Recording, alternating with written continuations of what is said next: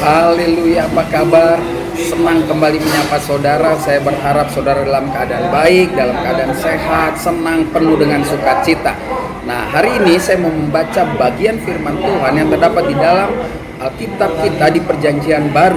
Tepatnya di dalam 3 Yohanes pasal yang pertama ayat yang ke-11. Ya, 3 Yohanes pasal yang pertama ayat yang ke-11 berkata, "Saudaraku yang kekasih, janganlah meniru yang jahat, melainkan yang baik. Barang siapa berbuat baik, ia berasal dari Bapa di surga.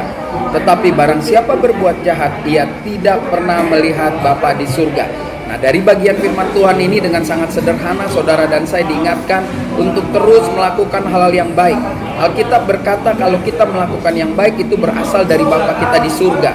Berarti secara konsisten saya ingin katakan, kalau kita melakukan hal yang baik harus dengan dasar kita sudah mengalami kebenaran-kebenaran firman Tuhan, kebenaran yang dinyatakan Kristus Yesus yang sudah kita jadikan sebagai Tuhan dan Juru Selamat kita. Lalu pada bagian tulisan ini ditutup demikian. Jika saudara dan saya tidak melakukan hal yang baik, berarti saudara dan saya belum pernah melihat Bapa di surga. Nah, melihat Bapa di surga tentu bicara tidak melihat dalam wujud nyata secara badannya, tetapi kita melihat Dia ketika kita merasakan waktu kita menjadikan Kristus Yesus Tuhan, waktu kita bertobat, maka kita mengalami perjumpaan yang luar biasa, dan perjumpaan itulah yang saya berani katakan kita sudah melihat kebenaran, dan kebenaran itu yang mengubah kehidupan kita sehingga kita mampu berbuat baik.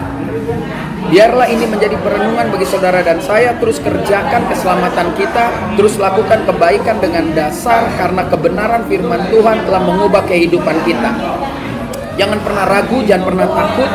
Percaya bahwa Roh Kudus akan memampukan kita untuk melakukan perkara-perkara jauh dari apa yang kita pikirkan. Kembali ke kebenaran firman Tuhan yang kita baca. Mari saudara dan saya lakukan yang baik agar dunia melihat bahwa kita sudah mengalami, kita sudah berjumpa, kita sudah diubahkan oleh kebenaran firman Tuhan di dalam Kristus Yesus Tuhan.